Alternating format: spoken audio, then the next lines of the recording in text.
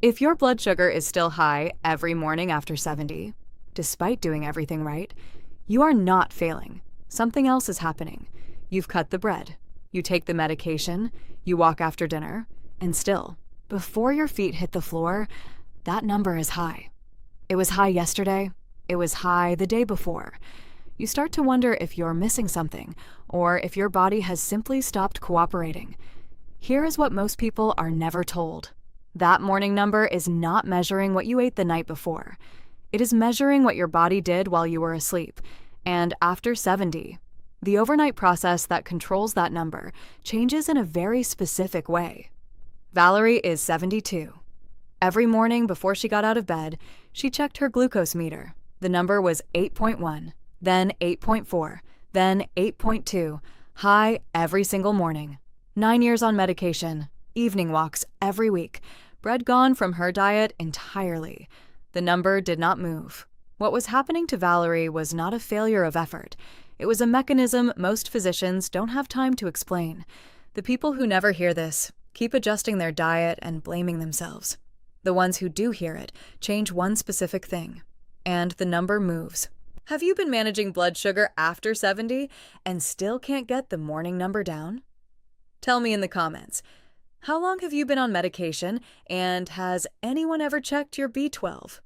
I'm Dr. Sarah Kim, emergency medicine physician, 15 years in preventive care. Let me show you what I found. Let me show you what is happening, starting with what your body does overnight while you are asleep. In emergency medicine, I see patients whose blood sugar has been treated for years, numbers that look acceptable on paper, and who still come in with complications that a single overlooked blood test could have prevented. This is one of those situations. Here is what is happening overnight. Think of your liver like a fuel tank with an automatic pump. While you sleep, it pumps glucose into your blood to keep you going through the night. In younger adults, the pancreas sends a signal that tells the pump to slow down. After 70, that signal gets weaker. The pump keeps running. This is the real reason your morning number is high. Your liver is releasing glucose overnight, and your pancreas can no longer fully stop it. The medication you take is doing its job during the day. But at night, a different mechanism is running, and nothing is slowing it down. Your medication works by making your cells more sensitive to insulin. That is its job, and it does it well. But it was not designed to switch off the overnight liver pump. These are two separate problems, and most people are only being treated for one of them. Here is something important for this specific age group. After 70, the cells in your pancreas that produce insulin, think of them as workers on a factory floor, and that floor has fewer workers than it did at 50. Not because of anything you did, just because of age. It is a change in how the body works at this age, and it requires a different approach. Here is what the research shows, and where the standard advice goes wrong. First, the timing of your walk. A morning walk feels productive. It makes sense that exercise would lower your morning number, but researchers at the University of Missouri, studying 52 adults in 2023, found the morning walk did not lower the fasting number. The evening walk did. Walking after dinner catches the overnight rise before it starts. If you have been walking in the morning and wondering why your number stays high, this is why.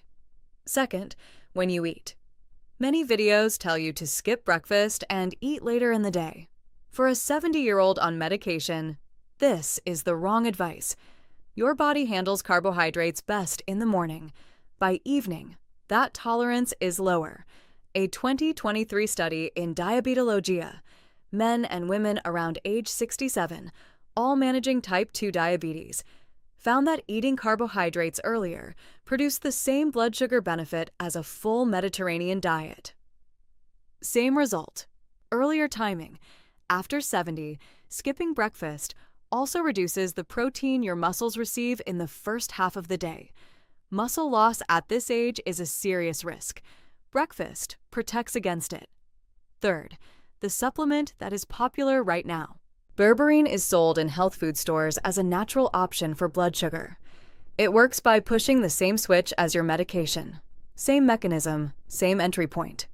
A 2012 review of 14 trials found berberine added to existing blood sugar medication produced better results than medication alone.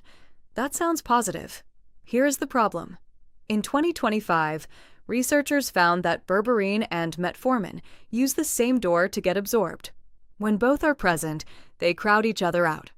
At certain doses, berberine can lower how much of your medication reaches your blood. When two things push on the same switch at once, unsupervised, your glucose can drop too far. In older adults, this does not always feel like low blood sugar. It can feel like dizziness, confusion, or a near fall. If you are taking berberine alongside your prescription, tell your doctor before your next dose. Fourth, the blood test. Most people on long-term medication are never offered. Your medication may be depleting a vitamin your nerves depend on. Think of vitamin B12 as the insulation around an electrical wire. Your nerves use it the same way, to carry signals cleanly. Long-term metformin use blocks the way your gut absorbs B12. After 5 or more years, your stored supply can run low. When it does, nerves begin to lose their insulation, the tingling in your feet that you may have assumed was diabetes. It may be your medication.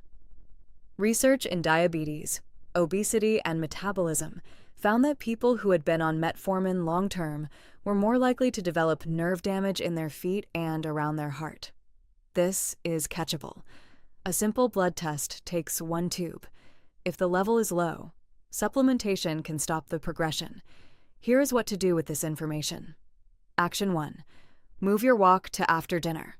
Aim for 10 to 15 minutes, not a long walk. A short one within an hour of finishing your meal. This is the timing that intercepts the overnight glucose rise before it starts. If you walk in the morning, do not stop, but add the short evening walk and watch whether your morning number changes over 4 to 6 weeks. Action 2. Keep breakfast. Move your heavier carbohydrates, oats, fruit, whole grain toast, to the morning. Keep dinner lighter on carbohydrates. You do not need to count anything. Simply ask, is the starchy part of this meal going to be breakfast or dinner? Aim for breakfast. Action 3. If you are taking berberine, do not stop abruptly. Tell your doctor what you are taking before your next appointment. Say exactly this: I've been taking berberine. Can we review whether it's safe alongside my current medication and at what dose? Your doctor needs to know. This is not a minor interaction. And there is one more. This one is the easiest test to ask for, and it is the one most people are never offered. Action 4. Ask for a B12 test. If you have been on metformin for 5 years or more, say this to your doctor. I've been on metformin for years. I'd like a B12 blood test to check for depletion. I've read it can cause nerve symptoms that look like diabetic neuropathy. Write that down before your appointment. Those are the exact words. A good doctor will order the test the same day. Action 5. Ask about the overnight liver mechanism. Say this: my fasting morning glucose is consistently high, even though my daytime numbers are better.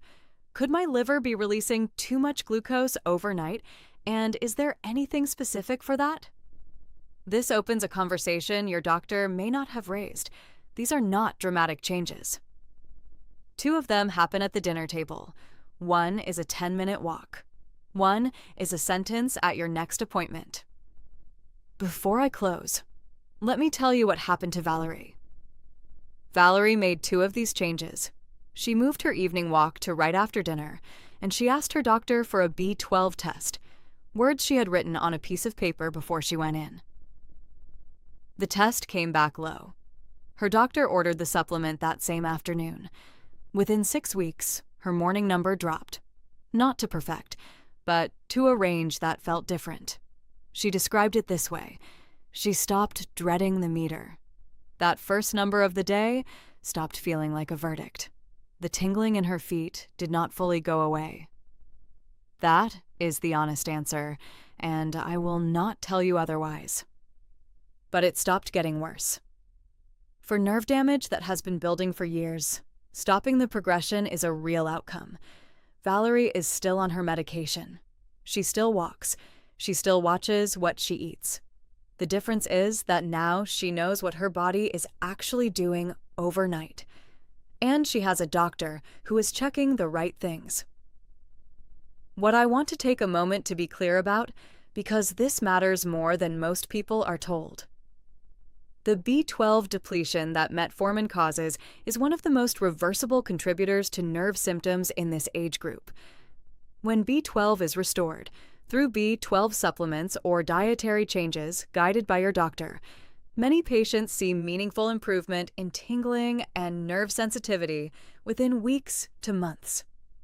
The morning glucose pattern Valerie was experiencing, once the liver's overnight mechanism was understood and addressed, shifted within the first few weeks. These are not permanent sentences. They are addressable causes. Have you been managing blood sugar after 70 and still can't get the morning number down? Tell me in the comments. How long have you been on medication, and has anyone ever checked your B12? This is general health information, not advice for your specific situation. For your own case, speak with the physician who knows your full history. You are someone who now knows that the morning number is not a judgment on your effort. It is information about what your body is doing overnight. And you know the one question to bring to your next appointment. If you know someone who has been managing blood sugar for years and still can't get the morning number where it needs to be, share this with them before their next appointment. I get messages every week from people who have been managing blood sugar for years and still can't get the morning number down. If this information is useful to you, subscribe. Coming up next week, another number that appears on your standard labs that most people over 70 are told is fine, but isn't. The morning you wake up and the number is lower. That moment when you put the meter down and your shoulders drop and you don't have to carry that number into the rest of your day. That is what this is for. I'm Dr. Sarah Kim. I'll see you in the next one.